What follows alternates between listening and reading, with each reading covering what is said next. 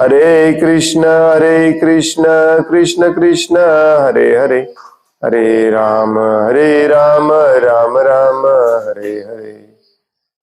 मुखं करोति वाचालं पंगुं लंघायते गिरिं यत्कृपातमहं वन्दे श्रीगुरुं दीनतारिणम्। हरे कृष्ण।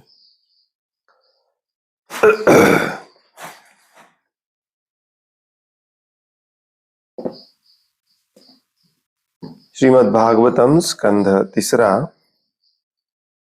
अध्याय 27, भौतिक प्रकृतीचे ज्ञान, श्लोक नंबर 8।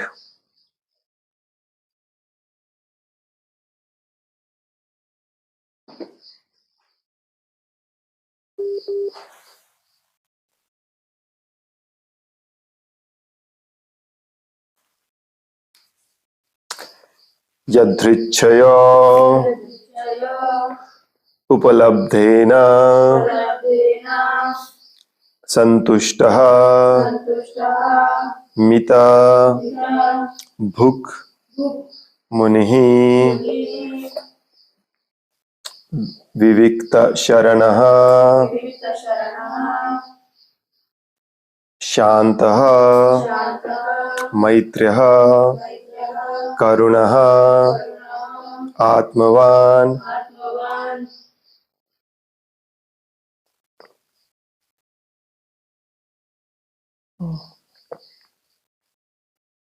यदृच्छयोपलब्धेन संतुष्टो मितभुक्मनि विविक्त शरणः शांतो मैत्र्यः करुण आत्मवान्। यदृच्छयोपलब्धेन संतुष्टो मितभुक्मनिः विविक्त शरणः शांतो मैत्र्यः करुण आत्मवान्। यदृच्छयोपलब्धेन संतुष्टो मितभुक्मुनिः विविक्त शरणः शांतो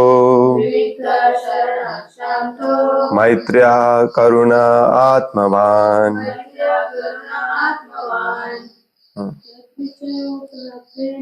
यदृच्छयोपलब्धेन संतुष्टो मितभुक्मनि विविक्त शरणः शांतो मैत्र्यः करुण आत्मवान्। यदृच्छयोपलब्धेन संतुष्टो मितभुक्मुनिः विविक्त शरणः शांतो मैत्र्यः करुण आत्मवान्। यदृच्छयोपलब्धेन संतुष्टो मितभुक्मुनिः विविक्त शरणः शांतो मैत्र्यः करुण आत्मवान्। यदृच्छया अति परिश्रम न करता उपलब्धेन जे काही मिळालेले आहे त्यावर संतुष्टः संतुष्ट मित अल्प थोड़े से भूख भूख खाने मुनिः चिंतनशील विविक्त शरणः एकांत स्थळी राहून शांतः शांत मैत्र्यः मित्रत्वाने करुणः कारुण्य आत्मवान आत्मवान आत्मसाक्षात्कारी आत्मवान. आत्मसाक्षात्कारी आत्मवान. भाषांतर. आपल्या उत्पन्नाकरिता आपल्या उत्पन्नाकरिता भक्ताने अतिपरिश्रम न करता भक्ताने आधी परिश्रम न करता जे काही मिळवता येईल जे काही मिळवता येईल त्यावरच समाधान मानावे. त्यावरच समाधान मानावे. त्याने आवश्यकतेपेक्षा अधिक त्याने आवश्यकतेपेक्षा अधिक अन्नपदार्थ खाऊ नयेत. अन्नपदार्थ खाऊ नये. त्याने एकांत स्थळी वास करावा त्याने एकांत स्थळी वास करावा आणि सदैव आणि सदैव चिंतनशील चिंतनशील शांत शांत मैत्रीपूर्ण मैत्रीपूर्ण कारुण्याने युक्त कारुण्याने युक्त आणि आत्मसाक्षात्कारी असावे. आणि आत्मसाक्षात्कारी असावे. ऍक्च्युली ते आत्मवान असावे असं पाहिजे. Self realised, self possessed.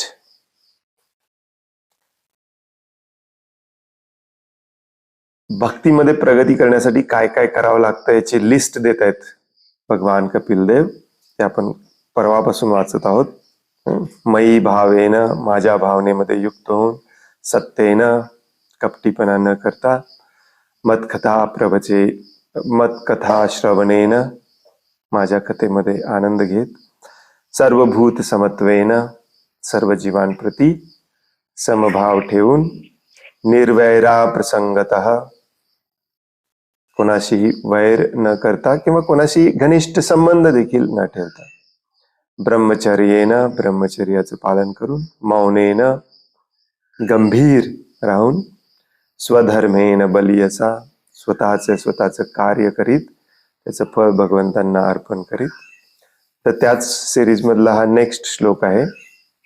त्याच्यामध्ये भगवान कपिलदेव म्हणतात, आपल्या उत्पन्नाकरिता भक्ताने अतिपरिश्रम न करता जे काही मिळवता येईल त्यावरच समाधान मानावे. हा जो अतिपरिश्रमचा जो भाग असतो त्यालाच रूप गोस्वामी म्हणतात प्रयासश्च. कुठलीही गोष्ट मिळवण्याचा अति प्रयत्न करणे, त्याच्यामध्ये आपल्या मनाची शांतता भंग होऊन जाते.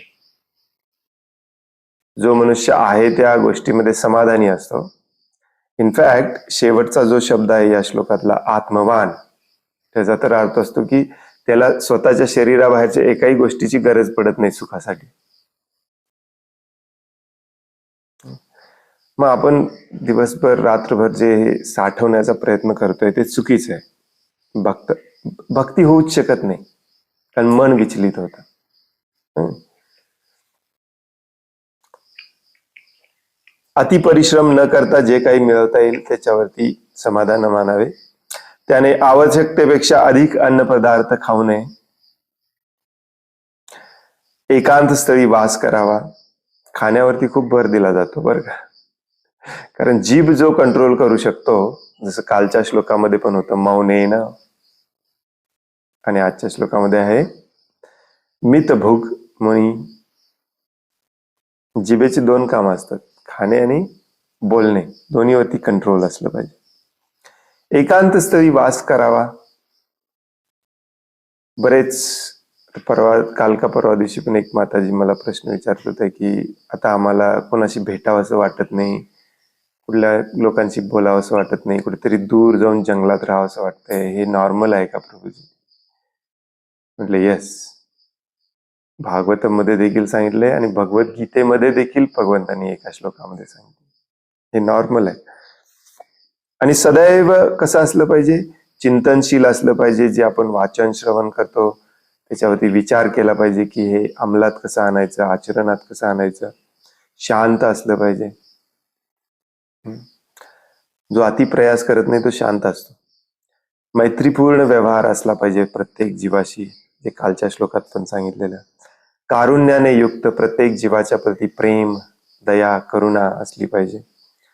आणि आत्मवान, आत्मसाक्षात्कारी असलं पाहिजे. मी कोण आहे हे समजलेलं असलं पाहिजे. तात्पर्य खूप मोठं आहे, आपण वाचायला घेऊया लगेच.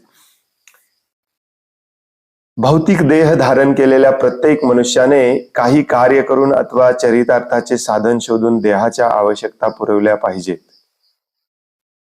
त्याच्याशिवाय आपण जगू शकत नाही. मॅक्झिमम लोक हे काही ना काहीतरी काम करत असतात. कशासाठी? उपजीविका चालवण्यासाठी. आणि ते उपजीविका चालवण्यापासून हे रात्रंदिवस पळणे हे अति साठवण्यासाठी कधी कन्वर्ट होतं ते आपल्याला पण कळत नाही. शास्त्रात असं कुठे लिहिलेलं नाही आहे की तुम्ही दुसऱ्यांना फसवून जेवढं मिळतंय तेवढे खावा. कष्ट पण केलं पाहिजे. स्वतःच्या उपजीविकेसाठी तुम्ही जर गृहस्थ असाल तर कुटुंबाच्या पालन पोषणासाठी काम तर करावं लागणारच आहे. भक्ताने अगदी आवश्यक असेल तितक्या अर्थार्जनासाठीच कार्य करावे. जेवढं पाहिजे तेवढेच पैसे मिळाले. पूर्वीच्या काळात पैसे नव्हते, त्यालाच अर्थ म्हटलं जायचं. म्हणजे जेवढं काही खायला प्यायला मिळालं बस आहे. असे कार्य करून मिळणाऱ्या उत्पन्नावरच त्याने संतुष्ट राहावे आणि अनावश्यक धनाचा केवळ संचय करण्यासाठीच अधिक अधिक परिश्रम त्याने करू नयेत.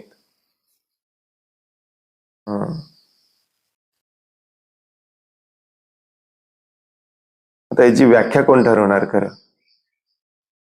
सफिशियंट केवढं आणि अधिक केवढं? हो की नाही? विना प्रयास म्हटलेलं आहे.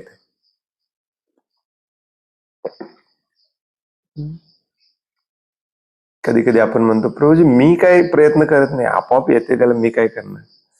तर तुम्ही वेळ तर द्यायला लागते त्याला. आपोआप सगळं येतंय, मग तुम्ही मोकळे कसे नाही? हो की नाही? तुम्हाला भगवंतांसाठी वेळ कसा काय मिळत नाही? आपण कायम बिझी असतो. कायम बिझी असतो. ते तुम्ही सगळ्यांनी ते हे पाहिलं का? थायलंडच्या व्यक्तीचा टेड टॉक मी पाठवलेला. तर किती सिंपल शब्दात सांगतो. का आपण विनाकारण जीवन जटिल करायला लागले? तो म्हणतो मी गावी गेलो, धनधान्य पिकवायला लागलो, माझं कुटुंबाचं पोट भरून 30-30, 50-50 पोती शिल्लक राहायला लागल्या, ते विकायला लागलो. घर पाहिजे होतं, घर मी स्वतः बांधलं. कपडे पाहिजे होते, लोक बघायला येतात मी असं का जगतोय म्हणून, आणि आपले कपडे इथेच ठेवून जातात. तो म्हणतो मला काही गरजच नाही, मी उरलेले कपडे मी वाटून टाकतो. जीवन हे सिंपल जगलं आपण की भक्ती सोपी जाते.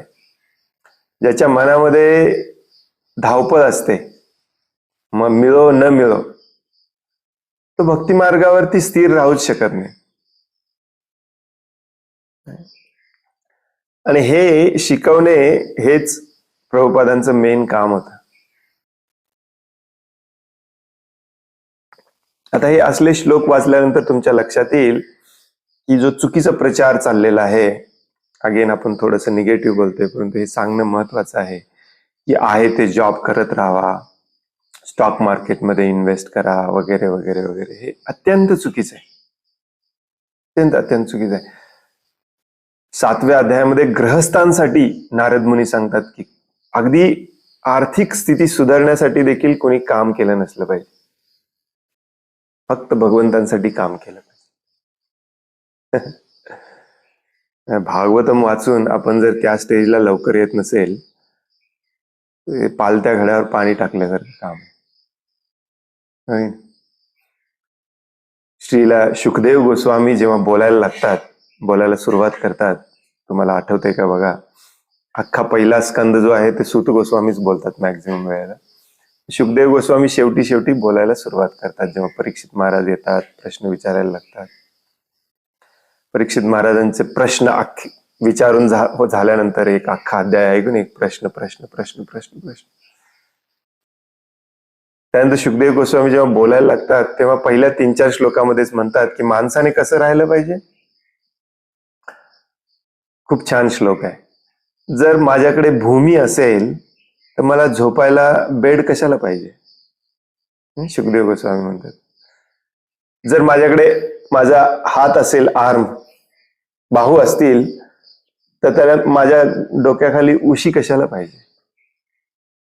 जर माझ्याकडे माझी ओंजळी व्यवस्थित करता येत असेल मला, तर मला खायला प्यायला ताट वाट्या कशाला पाहिजे? इतकं विरक्त व्हायला, इतकं अनासक्त व्हायला आपले ऋषीमुनी सांगतात, आपले आचार्य सांगतात. आणि आपण मात्र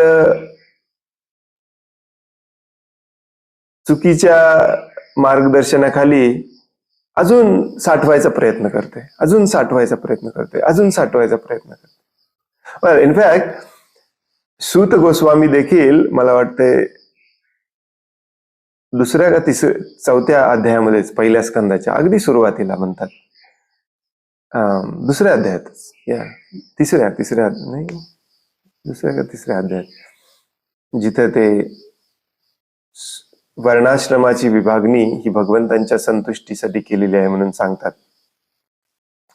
आणि जर वर्णाश्रमाचा उपयोग स्वतःच्या संतुष्टीसाठी आपण करायला लागलो तर ते काय म्हणतात? इट इज अ श्रम एव हि केवलम. फक्त विना फळ, विना फायदा केलेलं काम आहे, युजलेस. आणि तिथे सूत गोस्वामी देखील सांगतात की माणसानं किती काम केलं पाहिजे? हे शरीर निरोगी आणि तंदुरुस्त ठेवायला जेवढं लागतंय तेवढंच काम केलं पाहिजे, तेवढंच खाल्लं पाहिजे, त्याच्या व्यतिरिक्त एक्स्ट्रा काही केलं नसलं पाहिजे. आता हे ज्यांच्याकडे काहीच पैसा नाही त्यांच्यासाठी त्यांना हे लवकर पटत नाही. त्यांना वाटतं हे आपण सगळं मिळवावं, कमवावं, याचा आनंद घ्यावा, मग देवधर्माच्या मागे लागावं. आणि ज्यांच्याकडे भरपूर पैसा आहे त्यांना पण हे पटत नाही, कारण आजपर्यंत मी इतक्या आयुष्य आरामात जगलो, आता एकदम असं कसं जगायचं? दोन्ही अडकलेले असतात. प्रभुपाद म्हणतात सगळ्यात जास्त अडकलेले असतात ज्यांच्याकडे जास्त आहे, ज्यांनी अतिसंग्रह केलाय, कारण त्यांना अप्पर लिमिट माहितीच नसते. अजून संग्रह करायचा, अजून संग्रह करायचा, अजून संग्रह करायचा, पुढच्या पिढीसाठी, त्याच्या पुढच्या पिढीसाठी, त्याच्या पुढच्या पिढीसाठी, त्याच्या पुढच्या पिढीसाठी. लिमिटच नाही त्याला. मग काही काही आपले भक्त लोक खूप सालसूदपणाचा आव्हान म्हणतात, प्रभूजी मी फक्त थोडंसं एक्स्ट्रा कमवतोय, त्याच्यानंतर मी येणार आहे. असे बरेच लोक मी स्वतः डायरेक्टली पाहिलेले आहेत, माझ्याशी बोललेले, ज्यांच्याकडे ऍक्च्युअली करोडोमध्ये रुपये आहेत, पण तरी म्हणतात अजून थोडंसं 1-2 वर्ष कमवायचं मग मी येणार. म्हणजे ज्याच्याकडे करोडो रुपये आहेत तो असं म्हणत असेल, तर ज्याच्याकडे 1000 आहेत त्यांनी काय म्हटलं पाहिजे? तो तर कधी येणारच नाही भक्तीमध्ये. हो की नाही? हे खूप महत्वाचं आहे. हे जे असे जे इन्स्ट्रक्शन्स आहेत, आता याच्यात नुकसान कोणाचं आहे? तुमचंच आहे, त्यांचंच आहे, जे अजून कमवायचंय, अजून कमवायचंय म्हणत असत. बऱ्याच लोकांचं एक टिपिकल उत्तर असतं. पुण्याला वगैरे मी जेव्हा जातो, पुण्यातल्या भक्तांना जेव्हा आमची चर्चा होते तेव्हा पुण्यातल्या भक्तांचं एक टिपिकल उत्तर असतं, हे एवढं कर्ज फिटलं की प्रभूजी मी येणार. अरे मी म्हणतो मुळात तुम्ही हे कर्ज काढलंच कशाला? हो की नाही? जे लोक कर्ज काढून घर बीर बांधतात ना, कर्ज काढून घर बांधणे, कर्ज काढून शेती, काय म्हणतात त्याला, गाडी घेणे, किंवा कर्ज काढून here is the thing. Chanakya Pandit म्हणतात कर्ज काढून ऍक्च्युली आपल्या वडिलांचं श्राद्ध पण कधी केला नसला पाहिजे. चाणक्य पंडितांचं मत आहे, माणसाने कर्ज कधी काढलंच नसलं पाहिजे. आणि असेल कर्ज तर ते सगळं विकून फेडलं पाहिजे आणि निवांत राहिलं पाहिजे. मॅक्झिमम पुण्यातले भक्त म्हणतात हे आई वडिलांचं थोडं कर्ज आहे ते फिटल्यावरती. मी सॉफ्टवेअर इंजिनियर आहे ऍक्च्युली तुम्ही, आणि हे फ्लॅट घेतलाय मी 75 लाखाचा, त्याचं कर्ज फिटल्यावर, त्याचं कर्ज फिटायला 30 वर्ष लागणार आहे. कधी करणार भक्ती? मग याच्यावरती भगवंतांनी भागवतामध्ये एकदम सिंपल उपाय दिलाय ना, ते फ्लॅट विका आणि कर्ज फेडा. कशाला पाहिजे तुम्हाला फ्लॅट? ज्या व्यक्तीशी आपण बोलत आहात त्यांनी आपला राईटला क्रिश, यू आर अनम्युटेड.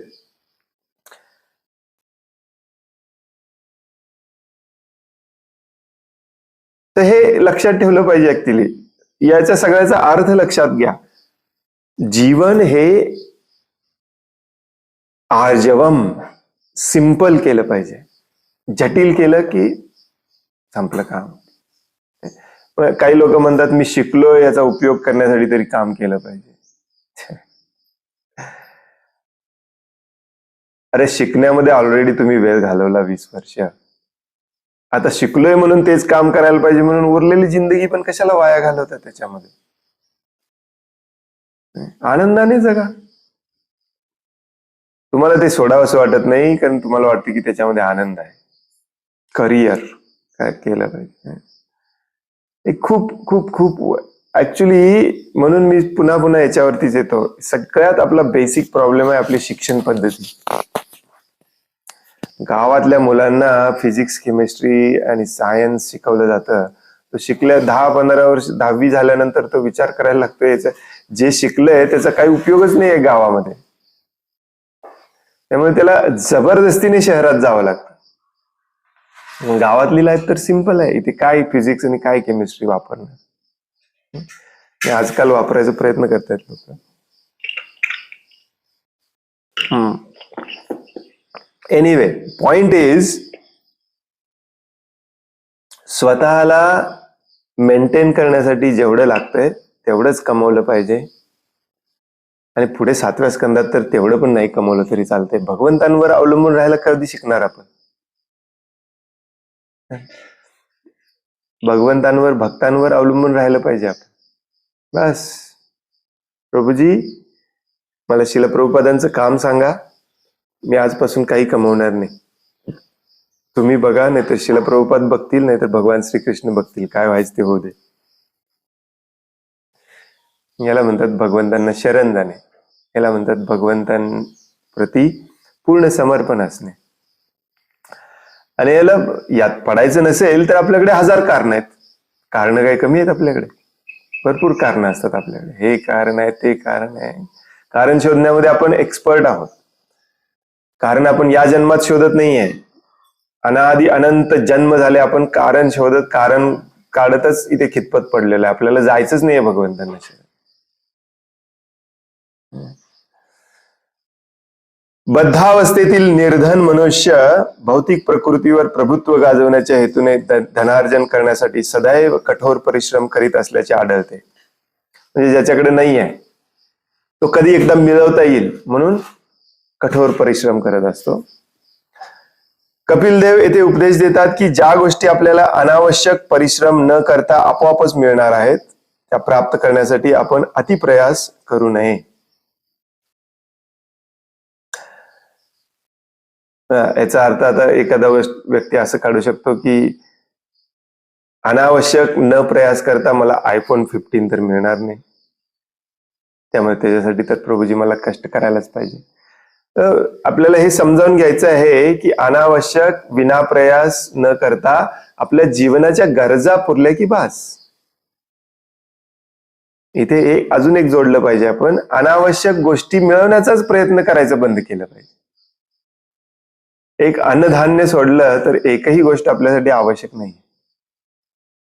अगदी कपडे देखील, ते विनोद कुमार सांगत होते मी परवाच्या लेक्चर मध्ये, अगदी कपडे देखील तुम्हाला गरजेचं नाहीये. घर पण गरजेचं नाही, फक्त खाणं पिणं गरजेचं आहे. या संदर्भात येथे यदृच्छया या शब्दाचा उपयोग केलेला असून त्याचा अर्थ प्रत्येक जीवाला त्याच्या वर्तमान देहामध्ये पूर्वनियोजित सुख दुःख प्राप्त होणार असते असा आहे. यालाच कर्माचा नियम वा कर्म सिद्धांत असे म्हणतात. धनसंचय करण्यासाठी केवळ कठोर परिश्रम केल्याने मनुष्यास अमाप धन मिळेलच असे नाही. असे असते तर प्रत्येकाला सारख्याच प्रमाणात धनप्राप्ती झाली असते. आणि हे पण आहे, तुमच्या नशिबात जेवढं आहे तेवढंच तुम्हाला मिळणार आहे. हे जे आहे की ITI केलं पाहिजे, इंजिनिअरिंग केलं पाहिजे, CA बनलं पाहिजे, हे बनलं पाहिजे, ते बनलं पाहिजे, प्रत्येक जण ऍडमिशन घेतो. प्रत्येकाला का तेवढीच पैसे मिळत नाहीत? ऍक्च्युली आपल्याला एकाच व्यक्तीचं उदाहरण दिसत असतं आणि ते उदाहरण बघून आपण सगळे लाईन मध्ये लागलेलो असतो. सुंदर पिचाई एकटाच गुगलचा सीईओ झाला, सगळे होऊ शकत नाही. पण प्रत्येक भारतातल्या प्रत्येक आई वडिलांना वाटतं की माझा मुलगा पण जर सॉफ्टवेअर मध्ये गेला तर तो एक दिवस गुगलचा सीईओ होणार. शक्यच नाही. बरेच लोक मला म्हणतात तुम्ही इंजिनिअरिंग केला म्हणून अमेरिकेत जाऊ शकला, म्हणून पैसे कमवले, म्हणून तुम्ही आता हे सगळं बोलताय. पण मला याचं सगळ्याचं दुःख होतंय ऍक्च्युली. इतके वर्ष मी वाया घालवले आणि काही गॅरंटी नाही तुम्ही इंजिनिअरिंग केला म्हणजे तुम्ही अमेरिकेला जाणारच. माझ्या वर्गातले कित्येक जण मी तुम्हाला दाखवतो इंजिनिअरिंगच्या क्लासमधले जे अमेरिकेला काय पुण्या मुंबईला पण गेले नाही. तुमच्या जे नशिबात आहे तेच मिळणार आहे तुम्हाला. मग कशाला विनाकारण बदलण्याचा प्रयत्न करायचा? कर्ज काढून इंजिनिअरिंगला ऍडमिशन घे, कर्ज काढून मेडिकलला ऍडमिशन घे. कुठल्या देवाने सांगितलं हे सगळं करायला? जीवन आनंदी सुखी जगायला काय गरज असते ह्याची? यालाच भ्रम माया म्हणतात. वस्तुस्थिती तर अशी आहे की प्रत्येक जण आपल्या पूर्वनियोजित कर्मानुसार धनार्जन आणि धनसंग्रह करीत आहे. मला जरी वाटत असलं की तो सीए झाला म्हणून त्याला एवढे पैसे मिळतात, ऍक्च्युली ते त्याच्या नशिबात होतं म्हणून मिळते, तुमच्या नशिबात नाहीये. हे मान्य करून आपण आनंदी राहिलं पाहिजे. जो अतिप्रयास करत असतो ना, इव्हन भक्तीमध्ये देखील, तो खूप अशांत असतो. श्रीमद भागवतमाच्या निष्कर्षानुसार आपण विशेष प्रयत्न न करताही आपल्याला अत्यंत घातक व दुःखदायक परिस्थितीत सामोरे जावे लागते आणि त्याचप्रमाणे विशेष प्रयत्न न करताही आपल्याला समृद्धावस्था देखील प्राप्त होऊ शकते. प्रभुपाद लॉजिकली सांगतात, या जगामध्ये तुम्हाला दुःख तर न मागताच मिळतं. का? कारण ते तुमच्या नशिबात होतं. मग तसंच सुख पण आपोआपच मिळेल ना, माझ्या नशिबात आहे तेवढं. कशाला विनाकारण प्रयत्न करायचा? हो की नाही? या सर्व गोष्टी दैवानुसार व पूर्व नियोजनानुसार आपण आपल्याबाबत घडू द्याव्यात असा उपदेश देण्यात आला आहे. जे घडतंय ते घडू दे. आपण आपला मौल्यवान वेळ कृष्ण भावनेचे आचरण करण्यात व्यतीत करावा. जे काही मिळायचं ते मिळू दे, जे काही घडायचं ते घडू दे. मी कुठे सेवा करू सांगा? समजलं? आयुष्य इथेच आपलं सरळ होऊन जाते. वाकडे तिकडे जे काही आपण तिडे घालून ठेवले ते सगळं स्ट्रेट होते. दुसऱ्या शब्दात मनुष्याने आपल्या स्वाभाविक स्थितीतच समाधान मानावे. नॅचरली जेवढं मिळालंय, दैवगतीनुसार जर एखाद्या मनुष्याला अशा स्थितीमध्ये ठेवण्यात आले जी दुसऱ्याच्या तुलनेत तितकीशी वैभवशाली नाही, तरी त्याने विचलित होऊ नये. त्याने आपला मौल्यवान वेळ कृष्ण भावनेमध्ये प्रगती करण्याच्या प्रयत्नात केवळ घालवावा. कृष्ण भावनेतील प्रगती कोणत्याही भौतिक वैभवशाली व दुःखदायक स्थितीवर अवलंबून नाही की तुमच्याकडे एवढेच पैसे आले पाहिजेत मग तुम्ही भक्तीत पुढे जाणार, किंवा तुमची एवढेच बँक बॅलन्स झाला पाहिजे, हे बदललं पाहिजे, ते बदललं पाहिजे, कर्ज फिटलं पाहिजे, हे फिटलं पाहिजे, मगच मी भक्ती सुरू करणार. हे आपला हट्टीपण आहे. भगवंत म्हणतात, या क्षणाला तुम्ही मला शरण या, काही करायची गरज नाही. भौतिक जीवनाद्वारे लादण्यात येणाऱ्या अवस्थांपासून ती मुक्त आहे. एखादा निर्धन मनुष्यही गर्भसिंमंत व्यक्ती इतक्याच प्रभावीपणे कृष्ण भावनेचे आचरण करू शकतो आणि यासाठीच मनुष्याने भगवंतांनी प्रदान केलेल्या स्थितीत अत्यंत समाधानी राहावे. आता हे मॅक्झिमम लोकांना हे देखील कळत नाही की यालाच कृष्ण भावना म्हणतात. ही भावना उत्पन्न करायची आहे, ही भावना टिकवून ठेवायची. असं नाहीये की तुमच्याकडे इतका सागवानचा अल्टर असलाच पाहिजे, त्याच्यामध्ये इतक्या उंच मूर्ती असल्याच पाहिजेत, तुमच्या घरामध्ये विग्रह असे असे असलेच पाहिजेत, त्यांना इतका भोग दाखवलाच पाहिजे. याच्यातच आपण अडकलोय. आणि मग मॅक्झिमम भक्तांना मी पाहिलंय की ते भगवंतांचं घरातलं जे हे आल्टर आणि हे सगळं सजवलेलं असतं, प्रभूजी हे ह्याला तर पैसे पाहिजेत ना म्हणून तुम्ही पाप कर्म करत राहा. हम्म. काय मूर्खपण आहे. पाप कर्म करायला आपल्याला फक्त कारण पाहिजे, सोडायचंच नाहीये आपल्याला. युजलेस. असं जर असतं तर मग माता शबरीचं उद्धार कधीच झाला नसता. हं. तिच्याकडे काहीच नव्हतं.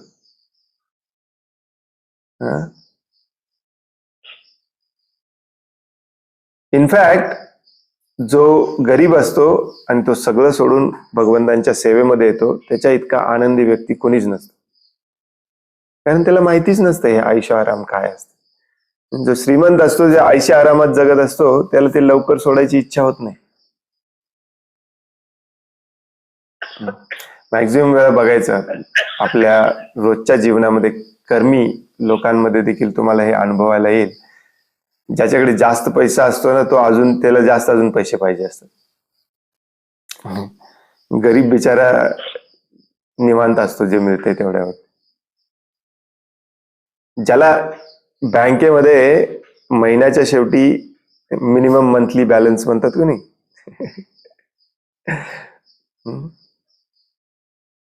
AMB ऍव्हरेज मंथली बॅलन्स, नाहीतर तुम्हाला लगेच फाईन टाकला जातो. तसं आपल्या डोक्यात बसलंय की महिन्याच्या शेवटी एवढे पैसे जर नसले आपल्या अकाउंटमध्ये तर आपलं काही खरं नाही. मग ज्याच्याकडे बँक बॅलन्स 5,000 असतो त्याला पण त्याचीच भीती असते, ज्याच्याकडे 5 करोडचा असतो त्याला पण तेवढीच भीती असते. ते थोडंसं 4.9 करोड झालं की तो चल बिचिल होतो. नाही नाही नाही नाही नाही, काहीतरी चुकतंय, मेंटेन करायला पाहिजे. किती मूर्खपणा आहे बघा. थोडासा विचार केला की आपल्याला लक्षात येईल किती मूर्खपणा आहे.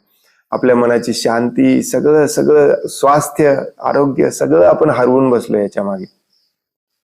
किती रिलॅक्स मध्ये, निवांत मध्ये जगू शकतो आपण, आपल्याला माहितीच नाही. पुढे सांगितलंय या श्लोकातील पुढील महत्वाचा शब्द म्हणजे मित भूक.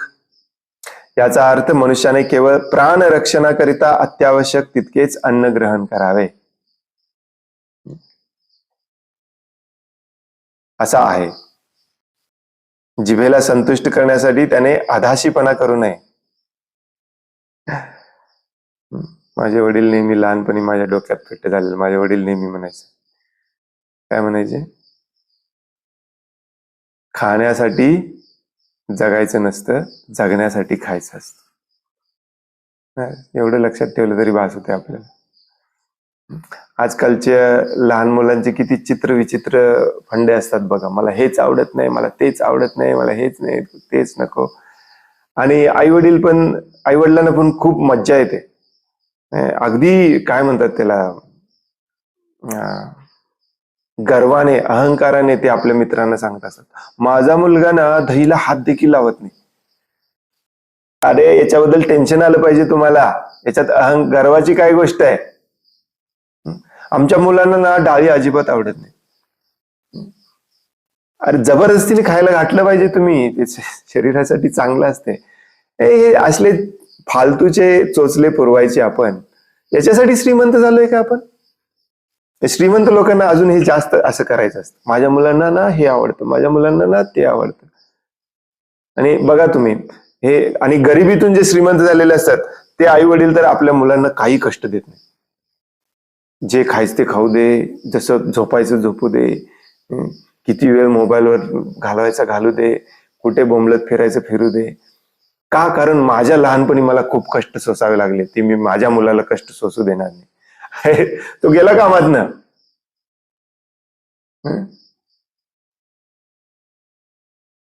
भारतामध्ये आल्यानंतर मी पहिल्यांदा पाहिलं की नुसती लहान मुलंच नाही, मोठ्या माणसांना देखील भाजी खायची सवयच नाही.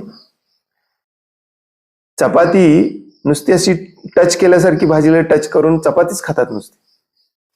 मॅक्झिमम भाजी खायची असते आपण, मायक्रोन्यूट्रियन्स आपल्याला नाही, मला प्रभूजी आवडत नाही. हे कशातून झालेलं असतं? लहानपणापासून सवयच लावलेली नाही त्यांना. जे आवश्यक आहे ते खायचं नाही. का? कारण आपल्याकडे भरपूर आहे आणि मग हेच मिळत नाही म्हणून रडत बसायचं. मॉडर्न मुलांना विचार काय आवडते, ते इमिजिएटली सांगतात. काय आवडतंय? पिझ्झा आवडतो, बर्गर आवडतो, पास्ता आवडतो. ज्या धरतीमध्ये जन्माला आलो आपण, तिच्याशी आपली जी नाळ जोडलेली असते ती ज्वारी, बाजरी, मका याच्याने जोडलेली असते. ती नाळच तोडून टाकली आपण. भूमातेशी आपला काही संबंधच नाही, होय की नाही? सकाळी इडली खायची जे साऊथ इंडियन आहे, दुपारी पिझ्झा खायचा जो इटलीचा आहे, संध्याकाळी चाव म्याव काहीतरी खायचं जे जपानचं आहे, चायनाचं आहे. आपल्या धरती मातेतलं आपण कधी खाणार? आणि ते खात नाही म्हणून आपल्याला मॅक्झिमम शहरातल्या लोकांना बघायचं भूमातेशी काही संबंध नाही. कोण भूमाता? आम्हाला नाही माहिती. आमचं अन्न दुकानात नाही येते, डीमार्ट मधनं येते.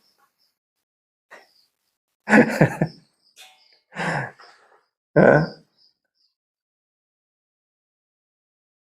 किती मूर्खपणा आहे बघा. इथे ऍक्च्युली अति खायचं नाही म्हणून सांगितलंय. हे अति खाण्यामागे देखील हाच प्रॉब्लेम आहे आपला, कारण आपल्याकडे अति संग्रह केलाय आपण. जे ऊस तोडायला येतात ना आपल्याकडे, टेंट घालून राहिलेले असतात, त्यांच्याकडे जरा एकदा पहाटे पहाटे जाऊन बघा तुम्ही. ही अशी मोठी मोठी बाजरीची भाकरी करत असते ती बाई. तिला तुम्ही पिझ्झा जरी नेऊन दिला तरी ती खाणार नाही. ती म्हणणार आमच्यासाठी हेच आहे. आनंद समाधान कशात आहे? भौतिक दृष्ट्या, बरं का. इथे तर कमी खायला आध्यात्मिक दृष्टिकोनातून सांगितलेलं आहे. मी सांगतोय तुम्हाला भौतिक दृष्ट्या काय खाल्लं पाहिजे आणि कशातच समाधान मांडलं पाहिजे आणि आरोग्याला काय चांगलं आहे हे देखील आपण विसरलोय. मग आपल्याला भौतिकवादी तरी कसं म्हणायचं? आपण भौतिकवाद्यांच्या पण खालच्या थराला जाऊन पडलोय आता. भौतिकवादी तो असतो जो भौतिक गोष्टींच्या मागे लागलेला असतो. आपण आता एवढे भ्रमित झालेलो आहे, मोहित झालेलं आहे की आनंद, भौतिक आनंद कसा घ्यायचा हे पण माहिती नाही आपल्याला. विनाकारण 10, 15, 50 किलोमीटर ड्रायव्हिंग करून आपण कामाला जातो रोज. याच्यात काय आहे आनंद? ज्याचं काम घराच्या बाहेर आहे तो आनंदी आहे खऱ्या अर्थाने, चाणक्य पंडित म्हणतात. 1.5 किलोमीटरच्या बाहेर जर तुम्हाला लागत असेल कामासाठी, तुम्ही जगातले सर्वात मूर्ख व्यक्ती आहे. कसला भौतिक आनंद? पुण्या मुंबईत लोक तास 1.5 तास ड्रायव्हिंग करून कामाला जातात. कसला आनंद आहे त्याच्यामध्ये? मुंबईतली लोक म्हणतात आम्हाला सांगू नका तुमचं कृष्ण भावना, आम्ही इथे एन्जॉय करायला आलोय, कारण भगवान श्रीकृष्णाने पण एन्जॉयच केलेला. अरे 650 स्क्वेअर फूटच्या फ्लॅटमध्ये काय एन्जॉय करणार आहे तू? तू विसरलाय एन्जॉय करणे काय असतं हे पण विसरलाय तू. एन्जॉय करणे म्हणतात कशाला हे पण विसरलाय तू. भ्रमित झालाय. दुबईला जातात लोक एन्जॉय करायला. 10 बाय 10च्या खोलीत 5 जण झोपलेले असतात. कसले एन्जॉय करताय? नाही, भरपूर पैसे कमवणार मग एन्जॉय करणार. आणि त्याला तो दिवस कधी येतच नाही ऍक्च्युली. इतके मूर्ख झालोय आपण सध्या स्थितीमध्ये. प्रभुपाद सांगतात धान्य, फळफळावळ, दूध आणि यासारखे अन्नपदार्थ हे मानवी आहारासाठी आहेत. जिभेच्या तुष्टी करण्यासाठी असलेला आणि मानवासाठी नियोजित नसलेला आहार ग्रहण करण्यासाठी मनुष्याने अतिउत्सुक असू नये. विशेष करून भक्ताने केवळ प्रसाद अर्थात भगवंतांना नैवेद्य दाखवलेले अन्नच ग्रहण करावे. नैवेद्य दाखवलेल्या अन्नाचा अवशिष्ट भाग म्हणजे उरलेला रेमनेंट ग्रहण करणे हीच भक्तीची स्थिती आहे. धान्य, भाजीपाला, फळफळावळे, फुले आणि दुग्धजन्य पदार्थ यासारखे निष्पाप अन्नपदार्थ भगवंतांना अर्पण केले जातात आणि म्हणून रजोगुणी व तमोगुणी पदार्थ त्यांना अर्पण करण्यास मुळीच वाव नाही. रजोगुणी तमोगुणी पदार्थ कसे असतात भगवद्गीतेमध्ये वाचलो आपण.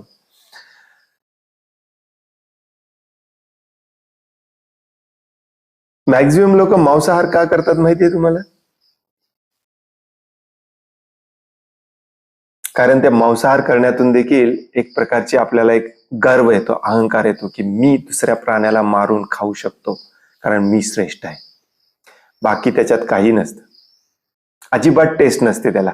म्हणून तर इतका मसाला टाकावा लागतो. तुम्ही कुठेही बघा, तुम्ही पूर्वी करत असाल मांसाहार तर तुम्हाला माहिती असेल की एवढा मसाला टाकायला लागतो त्याच्यामध्ये, एवढा मसाला टाकायला लागतो, त्याच्याशिवाय त्याला चवच येत नाही. का बरं मांस आहे तसं ऍपल सारखं सफरचंद सारखं आपण खाऊ शकत नाही? कधी कुठले फक्त प्राणी खातात तसं, कारण तो त्यांचा धर्म आहे. तुम्ही खाऊन बघा एक दिवस, जिवंत तर राहणारच नाही तुम्ही, कारण ज्या मांसाहारामध्ये फ्रेश वगैरे प्रकार नसतो. काही काही ठिकाणी मोठा बोर्ड लावलेला तर येथे फ्रेश चिकन मिळेल. मारल्या ते सडायला सुरू झालेलं असतं. काय खायचं त्याच्यामध्ये? आणि त्याला काही चवच नसते. काही लोक म्हणतात मासा खूप चांगला लागतो, खेकडा खूप. अरे त्याच्यामध्ये म्हणून तुम्ही मसाला घातलाय म्हणून चांगला लागतो, त्याला ऍक्च्युली चव नसतेच. आहे तसं दिले तर तुम्हाला उलटी येईल, त्याच्या वासाने पण आणि त्याच्या टेस्टने पण. काय करतोय आपण तेच कळत नाही आपल्याला. पुढचा पॉइंट काय आहे? भक्ताने लोभी नसावे, म्हणजेच मुनीचा अर्थ असतो जो शांत आहे. भक्ताने मुनी किंवा चिंतनशील असावे इथे सांगण्यात आले आहे. त्याने श्रीकृष्णांचे आणि त्यांची कशी उत्तम प्रकारे सेवा करता येईल याचेच सदैव चिंतन करावे. सदैव. आपले भक्त लोक खूप इंटेलिजंटली सदैव शब्द काढून टाकतात. हे प्रोजेक्ट करतोय आम्ही. कायमचं तुमचं डोकं जे आहे, मेंदू जे आहे, बुद्धी जी आहे, ती भगवंतांची सेवा कशी करायची याच्यासाठीच लावली पाहिजे कायमचं. त्याला एक क्षण जरी वाव दिला या बुद्धीला दुसरा विचार करायला, ते भरकटत जाते लगेच. हे पाहिजे, ते पाहिजे, इकडे पाहिजे, तिकडे पाहिजे. मुनी त्याला म्हणतात ज्याचा स्वतःच्या इंद्रियांवरती पूर्ण कंट्रोल असतो.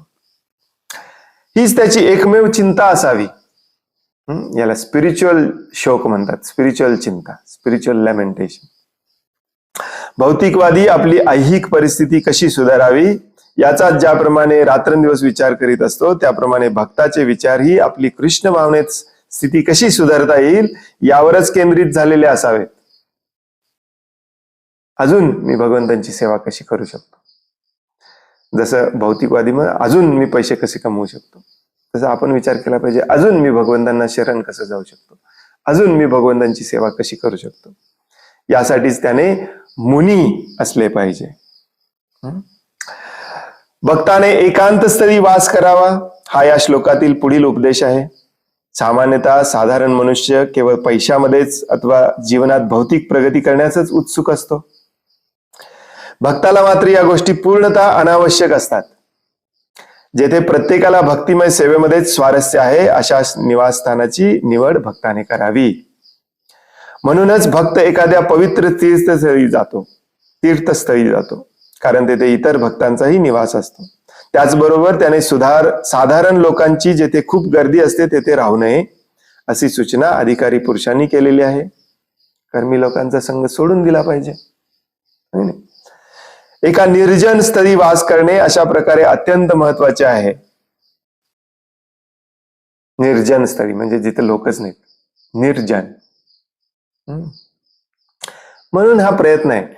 हे मूर्ख लोकांना असं वाटतं की प्रभूजी घर सोडून तुमच्या बरोबर येऊन राहायचं, असं कसं काय? असं कसं काय म्हणजे तुम्ही घर सोडून पुण्याला नाही जाऊन राहिला, घर सोडून अमेरिकेत जाऊन नाही राहिला, तुम्ही नाही राहिला, तुमच्या आजोबांनी तर घर सोडलेलं, तुमच्या वडिलांनी सोडलेलं. का घर सोडलं? पैसे कमवण्यासाठी.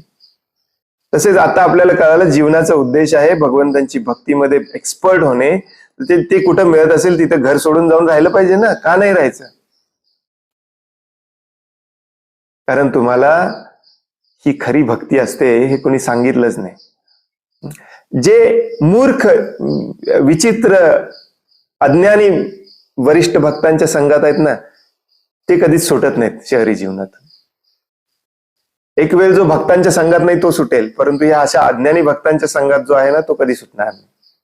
मला कधी कधी याचा खूप क्रोध येतो, कारण प्रभुपादांच्या नावावरती तुम्ही चुकीचाच प्रचार करताय आणि ज्या भक्तांना इच्छा आहे त्यांना पण ठेवून घेताय. अमेझिंग.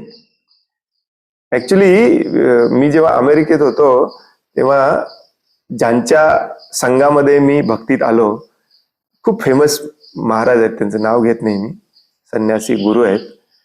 त्यांना मी 2008 मध्ये एकट्या मीटिंग मध्ये 1 to 1 मीटिंग केली मी त्यांच्याबरोबर. त्यांच्याकडून मी दीक्षा घेणार होतो. आणि मी त्यांना सांगितलं की मी प्रभुपादांची पुस्तक वाचतोय तुमच्या एका शिष्याच्या मार्गदर्शनाखाली, आणि पुस्तक वाचून मला कळतंय की हे शहरी जीवन सोडलं पाहिजे, अमेरिका सोडलं पाहिजे, शेती केली पाहिजे, आणि मी जायला तयार आहे, मी जाऊ का? त्यांनी मला सरळ सरळ सांगितलं, हा मूर्खपणा आहे, जाऊ नका. 2008 मध्ये त्यांनी मला प्रॉपर मार्गदर्शन तेव्हाच केलं असतं, आतापर्यंत आपलं सह्याद्री सुरभिकुंज झाला असतं, हो की नाही? हे आपले संन्यासी गुरु आहेत आपल्या चळवळीमधले, आणि अशा लोकांच्या मार्गदर्शनाखाली जे राहतात ते कधीच भागवतम त्यांना समजणार नाही, नेव्हर. पुण्यातल्या बऱ्याच भक्तांना मी डायरेक्टली म्हणतो, तुमचा मुख्य प्रॉब्लेम आहे तुम्ही चुकीच्या संघात, म्हणून तुम्हाला श्रील प्रभुपाद कळत. हे खूप महत्वाचं आहे ऍक्च्युली, चांगल्या संघामध्ये राहणे, चांगला संघ वाढवणे. नाही तर काय करतोय आपल्या जीवनाशी हेच आपल्याला कळत नाही,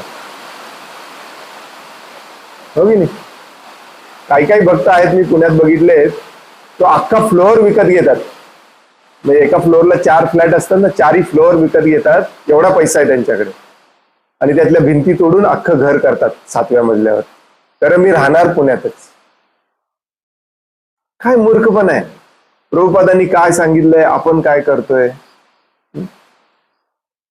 एक तर भक्त आहेत मला कायम हेच कारण सांगतात की प्रभूजी संघ पाहिजे ना तिथे, आपण सोशल प्राणी आहे, माणसात राहिलं पाहिजे, आपण जास्त माणसं पाहिजे, जास्त आमच्या लहान मुलांना जास्त लहान मुलांचा संघ पाहिजे तिथे. इथे तर भगवंत प्रभुपाद पुन्हा पुन्हा पुन्हा सांगतायत की एकांत स्थळी एकटं राहिलं पाहिजे तुम्ही. हे भक्ताचं लक्षण असतं, आणि याच्या मागचं मेन कारण असतं ते म्हणजे मला कर्मी भौतिकवादी लोकांचा संघच घ्यायचा नाही, भले मला एकटे राहायला लागू दे जंगलामध्ये. नाही ते भागवतम मध्ये हजारो वर्षापूर्वी सांगितलेलं आहे, आज देश काल पात्राप्रमाणे आपल्याला थोडंसं बदलायला पाहिजे प्रभूजी. वेल, हे जे तात्पर्य आहेत ना, हे तात्पर्य श्रील प्रभुपादांनी देश काल पात्राप्रमाणे बदलूनच दिलेत आपल्याला, नाहीतर तात्पर्य लिहायची गरजच नव्हती प्रभुपादांनी, हो की नाही? हरे कृष्ण. पुढील उपदेश या श्लोकात शांतीचा दिला आहे. शांत भक्ताने विचलित वा क्षुब्ध होऊ नये. शांती केव्हा भंग होते? जेव्हा प्रलोभन येतं. कुणीतरी आपला 5 रुपये घेतलेला असतो, किंवा कुणाकडून तरी 5 रुपये यायचे असतात, किंवा त्या 5 रुपयामध्ये हे आईस्क्रीम मिळणार असतं, जे एक सुंदर मॉडेल हातात घेऊन दाखवत असते आपल्याला. ती प्रलोभन आली की शांती गेली, भंग. शांत असलं पाहिजे, क्षुब्ध झालं नसलं पाहिजे. क्षुब्धचा अर्थ असतो अजिटेशन.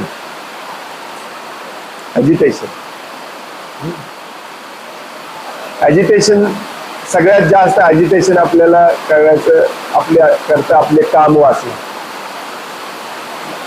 अजिटेट झालं नसतं.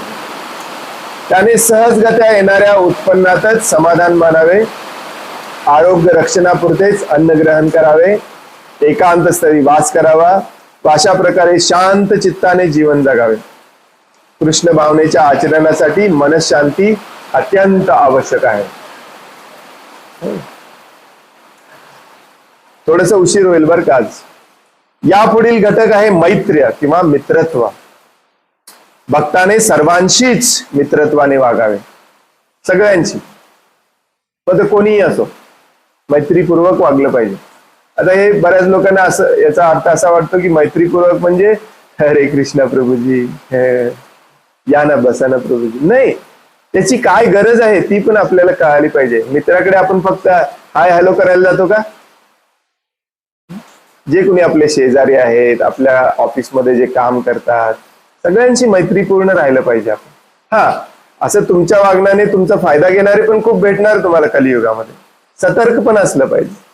याचा अर्थ तुम्ही आपली भावना अशुद्ध करायची नाही की लोक माझा खूप फायदा घेतात म्हणून मी स्वार्थी झालोय, मी कुणाला काही देणारच नाही.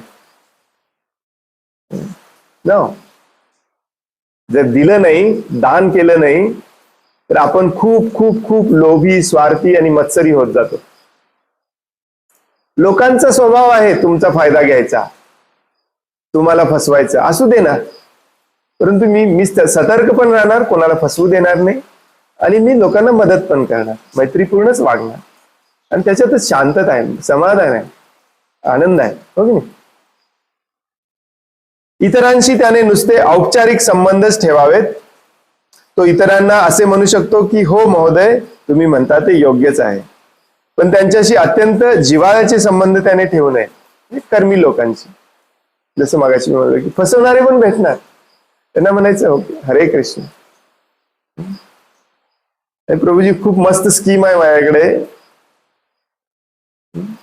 त्याच्यात तुम्ही जर इन्व्हेस्ट केला, आपले मूर्ख दीक्षित भक्त देखील असले स्कीम घेऊन येतात कधी कधी, अशांना लांबूनच म्हणायचं हरे कृष्ण प्रभू, उंबरट्याच्या आत पण येऊ नका, पण वैर पण करायचं नाही. वैर केला की तुमच्या मनातली शांती भंग झाली. वैर कशाला करायचा? वैर म्हणजे बदल्याची भावना. ते काल आपण वाचले की नाही, निर्वैर आहे न प्रसंगता. वैर पण करायची नाही, परंतु जवळीक पण ठेवायची नाही. मैत्रीपूर्ण वागणे याचा अर्थ असा नसतो की सगळेजण या आणि माझ्याकडे काय आहे ते लुटून घेऊन जावा, असं पण नाही. तथापि जे लोक निष्पाप आहेत आणि जे लोक नास्तिकही नाहीत अथवा ज्यांची आध्यात्मिक साक्षात्कारामध्ये प्रगती झालेली नाही, त्यांच्याविषयी भक्ताला करुणा असायला हवी.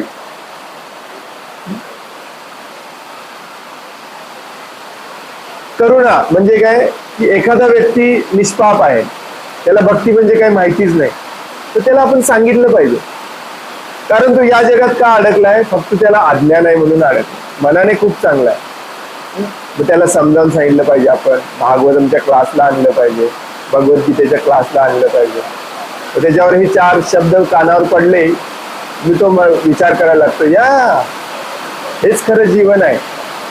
असं प्रत्येक जीवाप्रती आपण करुणामयी असलं पाहिजे, दया करुणा प्रत्येक जीवाप्रती असली पाहिजे. पाऊस खूप जोराचा आहे, त्याच्यामुळे माझा आवाज वाढलाय बरं का. तुम्हाला हे नॉईज कॅन्सलेशन मुळे कळत नसेल, माफ करा. त्यांच्यावर भक्ताने आपली करुणा व्यक्त करावी आणि त्यांची कृष्ण भावनेमध्ये शक्य तितकी प्रगती होऊ शकेल असे उपदेश त्यांना द्यावेत. भक्ताने सदैव आत्मवान अर्थात आपल्या आध्यात्मिक स्थितीमध्ये स्थिर राहावे. आध्यात्मिक भावनेमध्ये म्हणजेच कृष्ण भावनेमध्ये प्रगती करणे हेच आपले एकमेव कर्तव्य असल्याचे त्याने विसरू नये आणि अज्ञानी होऊन स्वतःचे शरीराशी व आत्म्याशी तादात्म्य करू नये. आत्मा म्हणजे शरीर किंवा मन, परंतु या श्लोकातील आत्मवान शब्दाचा अर्थ विशेषत्वाने आत्मस्थित किंवा आत्माराम, आत्मसाक्षात्कारी असा आहे. आपण चेतन आत्मा असून भौतिक शरीर किंवा मन नाही, या विशुद्ध भावनेतच त्याने नित्य स्थित राहावे. याचा अर्थ काय? आपण चेतन आत्मा आहोत, आपण शरीर नाही, आपण मन नाही. म्हणजेच काय, शरीराचे चोचले पुरवण्यात वेळ वाया घालवायचं नाही, मनाचे चोचले पुरवण्यात वेळ वाया घालवायचं नाही, बुद्धीची भूक पुरवण्यासाठी वेळ वाया घालवायचं नाही, कारण आपण ते नाहीच आहे. आपण आत्मा आहे. आपण आत्म्याच्या भुकेचा फक्त विचार केला पाहिजे. याला म्हणायचं आत्मस्थित होणे. आणि हे थोडस कॉन्शियसली केलं पाहिजे, चिंतन करून धैर्याने केलं पाहिजे. नसेल तरी कधी होणार नाही. प्रभूजी कळते हो, परंतु जमत नाही. जमत नाही कारण तुमचीच इच्छा असते न जमवायची, हे पण लक्षात ठेवा. यामुळे तो दृढ निश्चयाने कृष्ण भावनेत प्रगती करू शकेल. थोडस शेवटी मी फास्ट वाचलो कारण 7 वाजून गेले, कारण तात्पर्य खूप मोठा होता, परंतु खूपच अत्यंत महत्वाचा आणि प्रॅक्टिकल होता आहे, हो की नाही? हे तुम्ही प्रॅक्टिकली करायला लागलं तर कुठली भगवद्गीता आणि कुठलं भागवतम, कशाचं ज्ञान तुम्हाला कशाला पाहिजे, कुठले श्लोक लक्षात ठेवायला पाहिजे आणि काय लक्षात ठेवायला पाहिजे, यालाच ज्ञान म्हणतात. हे कळणे, त्याच्या प्रकारे वळणे, बस जीवन सुखी समाधानी होऊन जातं. कशाला पाहिजे मला हे आणि कशाला पाहिजे ते. काही लोक अति धन संचय करण्याच्या मागे नसतात, परंतु अति ज्ञान संचय करण्याच्या मागे असतात. याचं पण ज्ञान पाहिजे, त्याचं पण ज्ञान पाहिजे, हे पण माहिती असलं पाहिजे, ते पण माहिती असलं पाहिजे. एक असाच ॲरोगंट गर्विष्ठ भक्त आमच्या घरी आलेला. सणाला विचारलं, तुला 2चा पाढा येतो का, बेचा पाढा येतो का? ऍक्च्युली सणाला तेव्हा येत होता, पण ती काहीतरी नाही वगैरे म्हणाली. तर काय उपयोग नाही तुझ्या आयुष्याचा. भक्ती करणे म्हणजे असं थोडीच आहे की आपण गणित शिकलं नसलं पाहिजे, सायन्स शिकलं नसलं पाहिजे. अरे गणित सायन्स शिकून तुम्ही काय तीर मारले? जो गणित सायन्स शिकतो त्याच्या डोक्यात एकच असतं की या भौतिक जगाचं या गणित आणि सायन्सवर बेस्ड शोषण कसं करायचं. यालाच म्हणतात मेकॅनिकल इंजिनिअरिंग, यालाच म्हणतात इलेक्ट्रॉनिक्स इंजिनिअरिंग, यालाच म्हणतात सिव्हिल इंजिनिअरिंग. हे सगळं गणित आणि शास्त्र शिकून दुसऱ्यांना लोटायचं कसं. मग कुठली भक्ती आणि कुठलं काय? हेच ज्ञान आहे. आजचा ह्या श्लोकाचा तात्पर्य पुन्हा पुन्हा वाचा, हेच ज्ञान आहे. बाकी काही करायची गरज नाही तुम्हाला. हेच पुन्हा पुन्हा वाचा आणि हेच करा. निवांत जीवन जगा. कुठल्या देवाने सांगितलं एवढं कॉम्प्लिकेटेड करून ठेवायला? जेवायला खायला प्यायला वेळ नसतो, एवढे बिझनेस मीटिंग असतात यांची. कुणी सांगितलंय? आणि बऱ्याच जणांना असं वाटतं की हे केल्याशिवाय आपण जिवंतच राहू शकत नाही. माणूस हा सवयीचा गुलाम असतो, त्यामुळे त्याला तसं वाटतं. कुठल्या देवाने सांगितलं हे सगळं करायला? काल का परवाच मी फेसबुकवरती एक स्टोरी वाचत होतो. मागच्या वर्षी 2023ला बरं का, ही आत्ताची गोष्ट आहे. एका माणसाने ठरवलं करोनानंतर सगळं बंद करायचं. फोन टाकून दिला, इंटरनेट बंद, फोन बंद, सगळं बंद. एक टेंट घेतला प्लास्टिकचा आणि जंगलात जाऊन राहिला. आता त्याला काल ती बातमी आली होती की त्याला ते बरोबर एक वर्ष झाला आहे. तसा आहे तो. इनफॅक्ट मनातून आतून तो करोडोपटीने आनंदी आहे. तो सांगतो मी करोडोपटीने आनंदी आहे. एक दिवस मला फोनची आठवण आली नाही, इंटरनेटची आठवण आली नाही, फेसबुकची आठवण आली नाही. त्याचे इंटरव्ह्यू घेऊन एका न्यूज चॅनलने टाकले. ऍक्च्युली तो आलाच नाही. तो म्हणतो मी आता हे माझं हेच जीवन आहे. कशाला अडकायचं या सगळ्यांमध्ये? कुणी सांगितलं अडकायला? हरे कृष्ण. कोणाला काही प्रश्न आहे, काही सांगायचं आहे?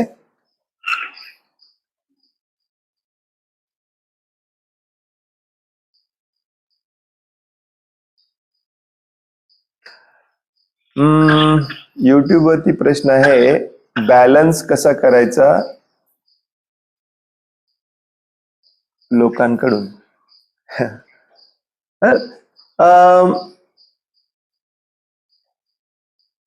जे आय थिंक ह्या त्याच्याबद्दल प्रश्न आहे की लोक वाईट भेटणार, चांगली लोक भेटणार, सगळ्यांच्या प्रति मैत्रीपूर्ण कसं राहायचं.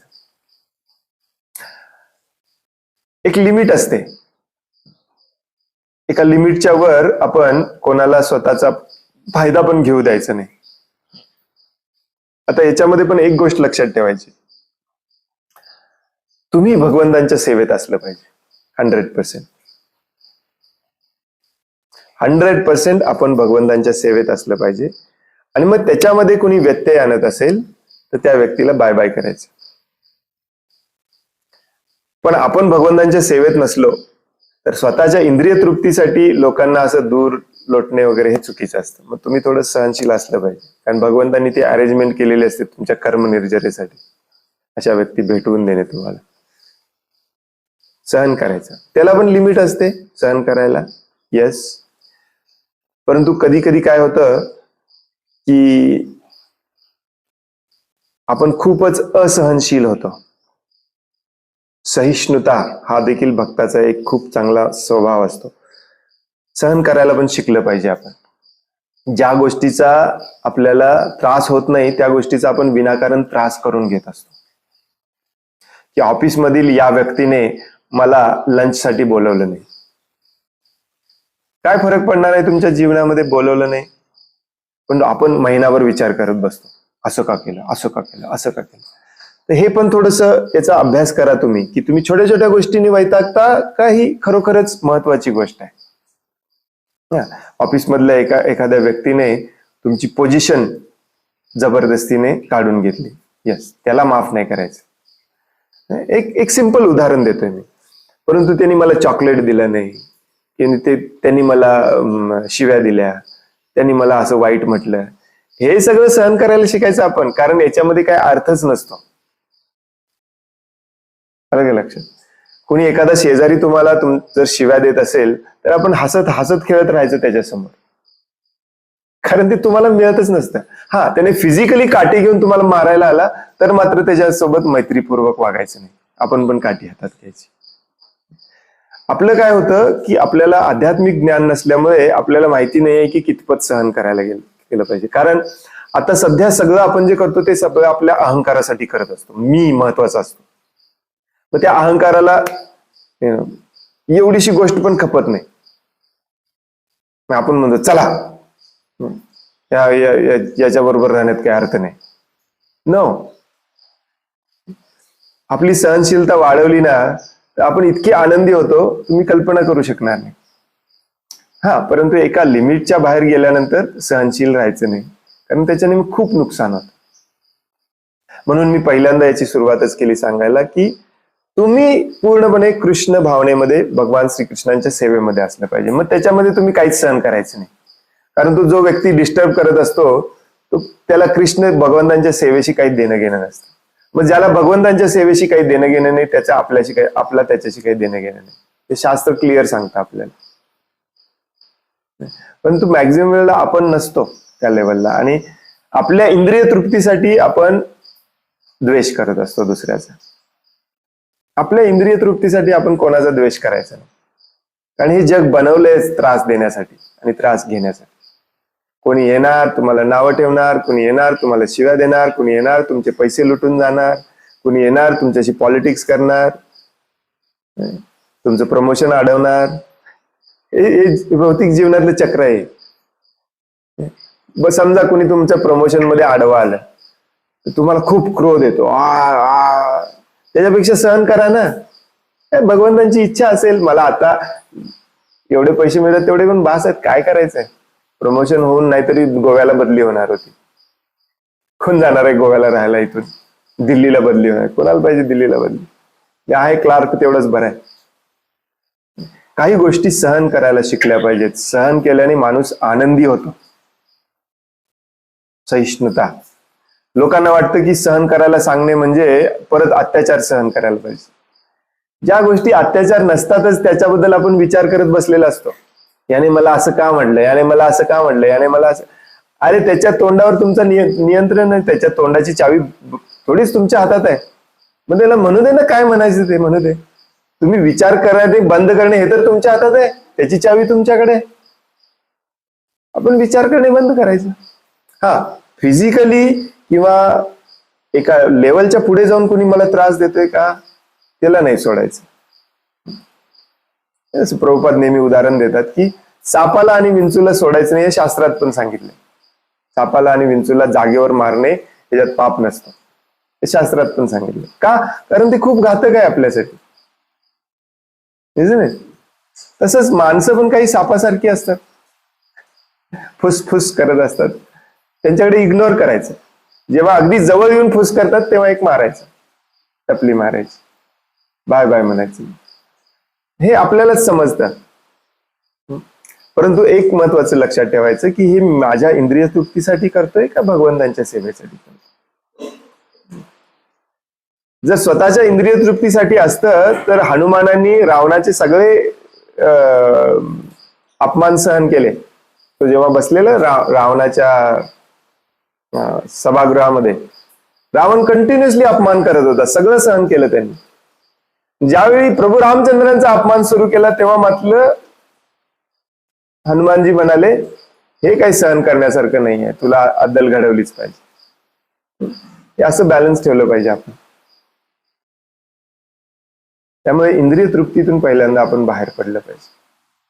नसेल तर काहीच जस्टिफाय करू शकत नाही आपण या जगामध्ये. हरे कृष्ण. आणखीन कोणाला काही प्रश्न आहे, काही सांगायचं आहे? हरे कृष्ण स्वामी. हरे कृष्ण, दंडवत प्रणाम. म्हणजे जसं की रूप गोस्वामी उपदेशामृतामध्ये वाच्य वेगम बौद्ध वेगम म्हणजे वाच्यावरती नियंत्रण ठेवण्यासाठी जास्त महत्व देतात, त्याच्यावरती जोर देतात. आता इथं पण तुम्ही सांगितलं की म्हणजे तोंडाशी जिभेशी दोन गोष्टी निगडीत असतात, जसं की बोलणे आणि खाणे. तर बोलण्यासाठी जे आहे ते मौन व्रत सांगितलं आणि खाण्यासाठी सांगितले की ते उदरावरती ते खाण्यावरती कंट्रोल करणं. तर आता तुम्ही एक गोष्ट सांगितलं की प्राणाला जिवंत ठेवण्यासाठी जेवढं गरजेचं तेवढंच खायचं, तर ते किती खायचं. आणि दुसरी गोष्ट की मौन व्रत, तर ते मौन व्रताचं कसं की आपले सगळे ते मौन बोलणे हे बऱ्यापैकी मनाशी निगडीत गोष्टी, कारण आपण विचार करतो आणि बोलतो आणि मग आपल्याला त्या गोष्टी अडचणीत आणतात. तर मग ते मौन व्रताबद्दल थोडं सांगा आणि प्राण वाचवण्यासाठी किती खायचं तेवढं सांगा. अरे प्रभुपाद याचं उत्तर उपदेशामृत मध्येच खूप छानपणे देतात. जे सगळं सांगितलं ना, वाचो वेगम मनसा क्रोध वेगम, हे सगळे वेग कसे कंट्रोल करायचे ते त्याच्या तात्पर्यामध्ये प्रभुपादांनी खूप छान सांगितलेलं आहे. बोलण्याबद्दल एकदम बेस्ट उपाय आहे ते म्हणजे भगवान श्रीकृष्णांबद्दल किंवा भगवंतांची सेवा करण्यासाठी जेवढं बोलायला लागतं तेवढंच बोलायचं. जे काही करतोय मी ते भगवंतांच्या त्याच्यासाठी सगळं भगवंतांच्या सेवेसाठी करायला लागलेलं असलं पाहिजे. तुम्ही स्वतःसाठी जीवन जगत असाल तर बोलायला लागणारच. म्हणून जीवनच बदलायला लागतं, पहिल्यांदा भगवंतांसाठीच कार्य करायला लागतं. पण तुमची वाचा आपोआप कंट्रोल होते, कारण दुसरं काही बोलायचंच नाहीये. प्रभूजी आज काय काम करायचंय, संपला विषय. हो की नाही? कशाला पाहिजे काय. माणूस तोंड तेव्हाच उघडतो जेव्हा त्याला पूजा प्रतिष्ठेची गरज असते, मी किती ग्रेट आहे दाखवण्यासाठी. काही काही लोकांना खूप सवय असते, नाही तिथे पण नाक खुपसून बोलायचं, आपला ओपिनियन द्यायचा आणि नुसतं द्यायचं नाही, त्याच्यावर स्ट्रेस पण करायचं की नाही तुम्ही असंच केलं पाहिजे. काय गरज असते आपल्याला. आपण भगवंतांविषयी बोलायचं आणि विषय संपून टाकायचा. भगवंतांची सेवा करण्यासाठी जेवढं बोलायला लागतं तेवढंच बोललं पाहिजे माणसाने. हे सगळ्यात डेंजरस आहे मोबाईल. ज्यांच्याकडे डब्बा, काही काही लोक म्हणतात हे स्क्रीनवाला फोन आला ना प्रभूजी तेव्हापासून वाट लागली आपल्याला आपली. बघा, नाही, मी असे पण लोक बघितले डब्बा फोन कानाला धरून असतात दिवसभर. काय केला, कुठे गेला होता, काय खाल्ला, कशासाठी खाल्ला, अरे मला पण बोलवायचं होतं की, मग आणि काय चाललंय, होय त्याचं असं झालं त्याचं तसं झालं. हा फोन नव्हता तेव्हा काय करत होता तुम्ही. काय मी स्वतः पाहिलेले आहेत त्याची अशी लोक फोन सोडतच नाहीत. बडबड बडबड बडबड बडबड बडबड बडबड नुसता. अहो कशाला पाहिजे. जेवढं काम आहे ते पण भगवंतांचंच काम असलं पाहिजे. म्हणून बघा, पहिल्यांदा भगवंतांच्या कामात 100% आपण आलं पाहिजे. फोन पण आपण भगवंतांच्या कामासाठीच करणार. प्रभूजी हे काम होतं, झालं का, संपला विषय. कशाला विनाकारण बडबड करत बसायला पाहिजे. अमरीश महाराजांचं उदाहरण इतकं परफेक्ट आहे याच्यासाठी. भगवंतांच्या सेवेमध्ये आपण असलं पाहिजे, त्याच्याशिवाय हे सगळं होत नाही बघा कंट्रोल. आपली इंद्रिय तृप्ती जोपर्यंत राहणार तोपर्यंत हे विचार राहणारच. मी माझ्यासाठी माझा फायदा काय आहे बघत राहिलो ना, की मग ते विचार पण तसलेच, शब्द पण तसले, तोंड पण तेव्हाच उघडणार, चालूच राहणार. आणि भगवंतांची एकदा तुम्ही सेवा करायला सुरुवात करा, प्रभुपादांनी सांगितलंय तसं, तुम्हाला 24 तास कमी पडतील बोलायला. आपण करत नाही ना ते बॅलन्स नाही होत असतं प्रभूजी. बरेच लोक मला विचारतात हे ऑफिस आणि भक्तीमध्ये बॅलन्स कसा करायचा, शाळा आणि भक्तीमध्ये बॅलन्स कसा करायचा, इंडस्ट्री माझं काम आहे त्याच्यात बिझनेस आणि भक्तीमध्ये बॅलन्स कसा करायचा. ते बॅलन्स करता आलं असतं तर सगळे केले असते. ती नाव दुसऱ्या दिशेने चालले, ही नाव दुसऱ्या दिशेने चालले, तिथं तुम्ही वाचा कंट्रोल करूच शकत नाही. तिथे तुम्हाला बोलावंच लागतं, कारण तुमचा उद्देशच आहे तिथे पैसे कमावणे. मग त्यासाठी बोलायला लागणारच ना. 5 रुपये तुमचे हरवले तर काय तुमचे मन शांत ठेवणार आहे तुम्हाला? तुमच्या रोजच्या व्यवसायामध्ये तुमचे 5-10 रुपये हरवले तर तुम्ही लगेच मन याच्यावर संशय घे, त्याच्यावर संशय घे, मग मित्राला फोन करून मन अरे त्याच्याकडे आहेत का बघ, याला जरा विचारून बघ, हा फसवतोय का, तो फसवतोय काय, फालतूची वायफाय बडबड चालू होते आपली. का? कारण आपण भगवंतांच्या सेवेतच नाही. प्रभुपाद सांगतात जिभेला कंट्रोल करण्याचा एकमेव उपाय आहे तो म्हणजे भगवंतांबद्दलच बोलणे, भगवंतांच्या सेवेबद्दलच बोलणे.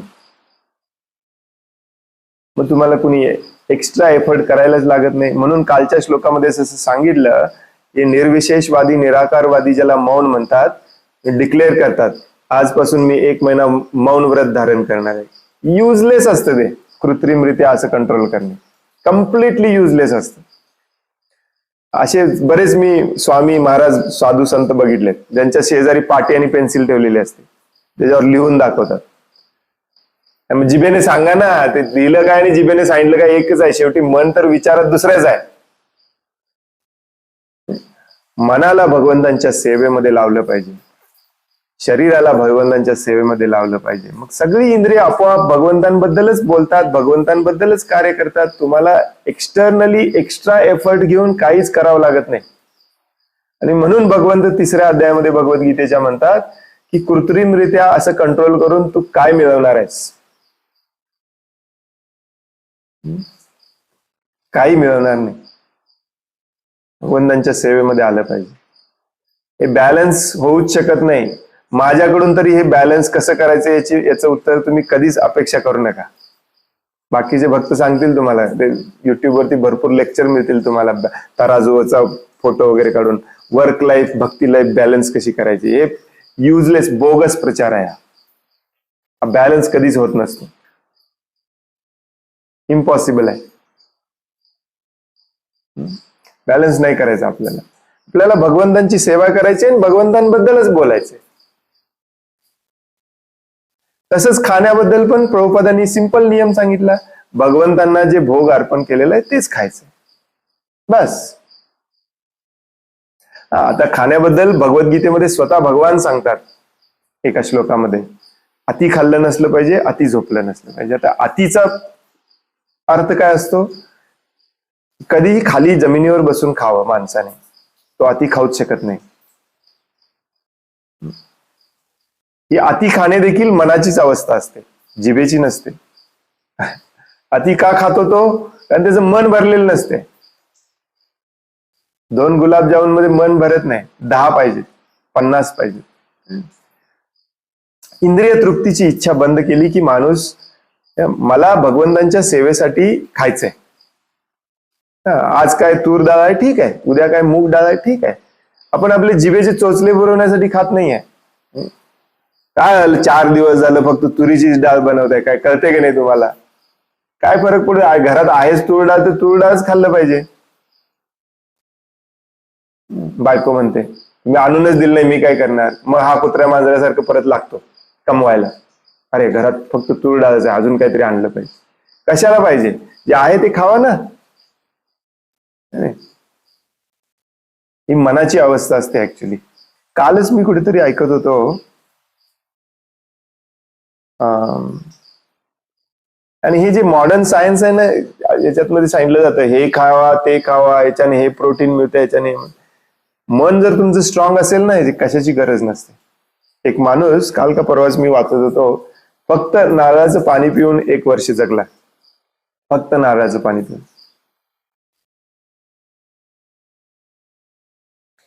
याचा अर्थ असतो आपली जशी परिस्थिती आहे, भगवंतांनी आपल्याला जशा परिस्थितीमध्ये जन्म दिलेला आहे, ते जे मिळते ते खावं माणसाने. हेच पाहिजे तेच पाहिजे म्हणत बस, मग मन शांत राहू शकत नाही.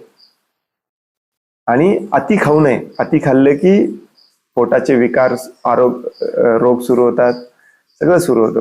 पोट एकदा खराब झालं की अंग सगळं खराब होतं. अति झोप येते अति खाल्ल्याने. खाण्यावरती कंट्रोल करायचा सगळ्यात बेस्ट उपाय आहे तो म्हणजे मन खूप आपलं दृढ असलं पाहिजे की मी भगवंतांच्या सेवेसाठी मला जिवंत राहायचंय, बस ते एकच उद्देश आहे खाण्याचा. मग मला काही मिळू दे, मला इंटरेस्ट नाही आहे गुलाबजामुन मध्ये मला बालुशाहीमध्ये, संदेशमध्ये. अशी आपला दृढ निश्चय असला पाहिजे. आणि आयुर्वेदाप्रमाणे जनरली खाली बसून खाल्लं की माणूस पाहिजे तेवढंच खातो. जो खुर्चीवर बसून खातो तो थोडस जास्त खातो, आणि जो उभा राहून खातो तो अजून थोडं जास्त खातो.